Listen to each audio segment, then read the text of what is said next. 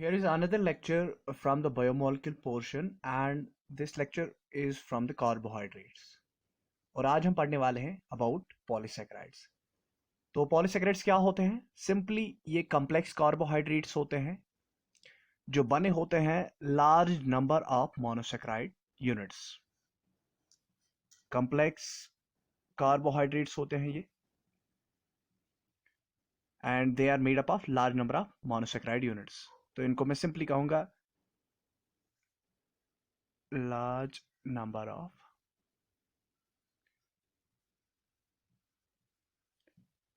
Monosaccharide units के ये बने होते हैं और इनको कॉमनली या पॉपुलरली इन पॉलीसैकेराइड्स को हम क्या कहते हैं?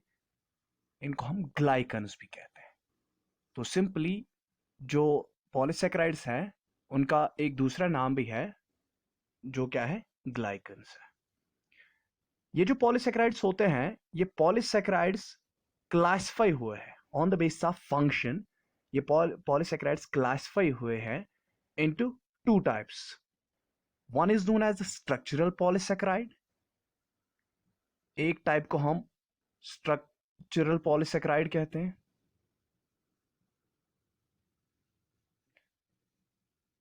और दूसरे टाइप को हम storage polysaccharide कहते हैं. तो based upon the function polysaccharides के दो टाइप्स आ गए हमारे पास. एक तो हमारे पास स्ट्रक्चरल पॉलीसैकेराइड आ गया और दूसरा हमारे पास स्टोरेज पॉलीसैकेराइड आ गया. तो स्ट्रक्चरल पॉलीसैकेराइड्स क्या होते हैं? स्ट्रक्चरल पॉलीसैकेराइड्स वो वाले पॉलीसैकेराइड्स होते हैं जो मैकेनिकल स्टेबिलिटी प्रोवाइड करें. एक सेल को मैकेनिकल स्टेबिलिटी एक सेल की प्रोवाइड करे वो, या एक ऑर्गन की वो मैकेनिकल स्टेबिलिटी मेंटेन रखे, या एक ऑर्गेनिज्म में वो मैकेनिकल स्टेबिलिटी प्रोवाइड करे. तो उन पॉलीसैकेराइड्स को हम स्ट्रक्चरल पॉलीसैकेराइड्स कहते हैं.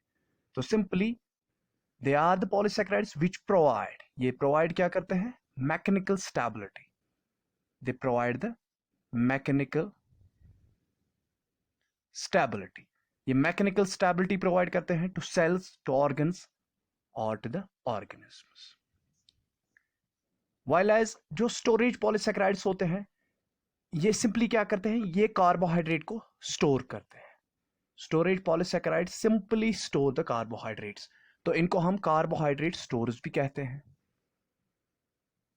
Their function is simply to store the carbohydrates. तो ये कार्बोहाइड्रेट स्टोर्स हैं. They simply store the carbohydrates. तो इनको हम स्टोरेज पॉलीसैकेराइड्स कहते हैं. अगर मैं यहां पर एक एग्जाम्पल ले लूं एक स्ट्रक्चरल पॉलीसैकेराइड की, तो मेरे पास एक एग्जाम्पल बन रही है यहां पर सेलुलोज. तो सेलुलोज क्या है? एक स्ट्रक्चरल पॉलीसैकेराइड है जो फाउंड होता है in plant cell walls. Plant cell walls जो प्लांट सेल की सेल वॉल्स जो होती है वो बनी होती है एक स्ट्रक्चरल पॉलीसैकेराइड की नोन एज सेलुलोज. तो सेल वॉल्स में जो मैकेनिकल स्टेबिलिटी होती है वो सेलुलोज ही प्रोवाइड करता है क्योंकि ये एक स्ट्रक्चरल पॉलीसैकेराइड है. एक इसी तरह मेरे पास एक और एग्जांपल है काइटिन. काइटिन भी एक स्ट्रक्चरल पॉलीसैकेराइड है जो फंजाई सेल वॉल्स में, जो फंजाई की सेल वॉल में पाया जाता है. Fungi cell wall. इसी तरह यहां पर मैं अगर एग्जाम्पल ले लूं स्टोरेज पॉलीसैकेराइड्स की, तो मेरे पास है स्टार्च. स्टार्च क्या है? एक स्टोरेज पॉलीसैकेराइड है.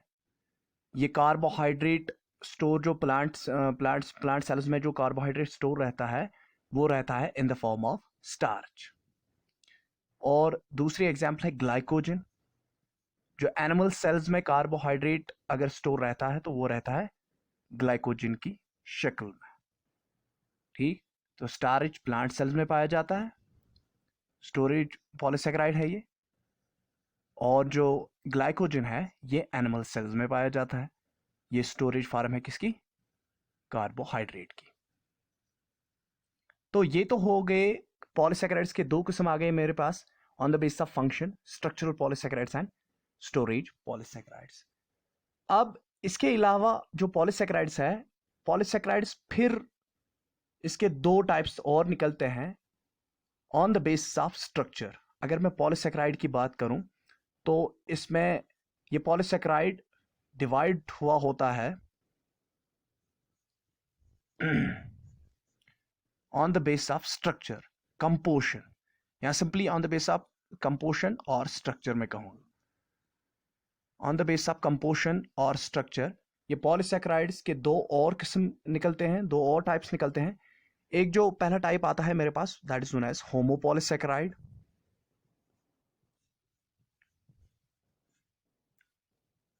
और दूसरा जो टाइप आता है पॉलीसेकेराइड का, दैट इज नोन एज हेटेरोपॉलीसेकेराइड। होमो और हेटेरोपॉलीसेकेराइड्स ये दो टाइप्स निकलते हैं on the basis of composition. On the basis of composition, so polysaccharides are of two types. One is known as the homopolysaccharides and another is known as the heteropolysaccharide. Now what homopolysaccharide is? Homopolysaccharide हम किसको कहते हैं? Homopolysaccharides वो वाले polysaccharides होते हैं which are made up of similar kind of monosaccharide units, जो बने होते हैं similar, which are formed by similar monosaccharides. तो सिमिलर मोनोसैकेराइड यूनिट्स,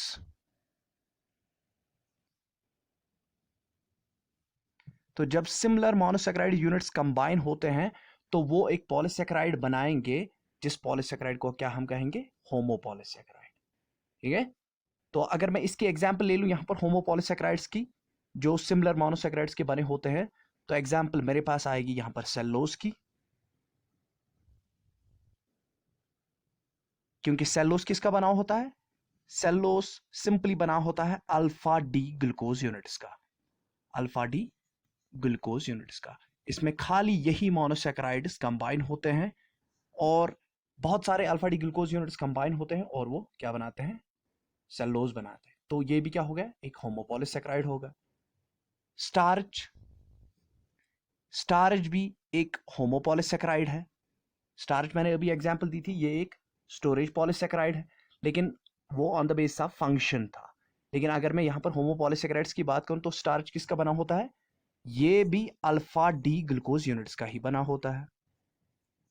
अब वो डिफरेंस क्या है बिटवीन द सेल्लोज और स्टार्च में, वो जब हम सेल्लोज और स्टार्च पढ़ेंगे तब जाके हमें पता चलेगा कि अगर ये भी इसी का बना है, ये भी इसी का बना है, लेकिन डिफरेंसेस क्या है। तो ये तो होमोपॉलीसैकेराइड्स हो गए, यहां तक सेल्लोज है, स्टार्च है, ग्लाइकोजन है,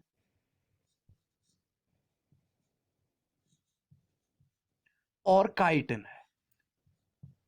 कहीं पर आप देखोगे कि जो काइटिन है, काइटिन को कहीं पर रेफरेंस वालों ने या कहीं और बुक्स में ये हेटेरोपॉलीसैकेराइड्स में दिया है, but it is a homopolysaccharide, क्योंकि ये बना होता है alpha D glucose amine units का। It is made up of alpha D glucose amine units. ठीक है, और जो ये ग्लाइकोजन होता है ये भी अल्फा डी ग्लूकोज यूनिट्स का ही बना होता है। ठीक, तो ये तो हो गए मेरे पास होमोपॉलीसैकेराइड्स। अब अगर मैं हेटेरोपॉलीसैकेराइड्स की बात करूं तो हेटेरोपॉलीसैकेराइड्स क्या होते हैं?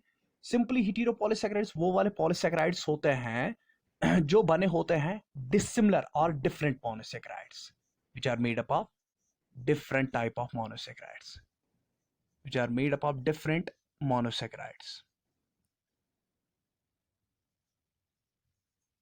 तो जो पॉलीसैकेराइड्स डिफरेंट मोनोसैकेराइड्स के बने होते हैं उनको हम हेटेरोपॉलीसैकेराइड्स कहते हैं। अगर मैं यहां पर एक एग्जांपल ले लूं हेटेरोपॉलीसैकेराइड्स की, तो मेरे पास कौन से आते हैं? गैग्स, ग्लाइकोस एमाइन ग्लाइकन्स, इनको मैं गैग्स शॉर्ट फॉर्म में इनको मैं गैग्स कह रहा हूं, ग्लाइकोस एमाइन ग्लाइकन्स।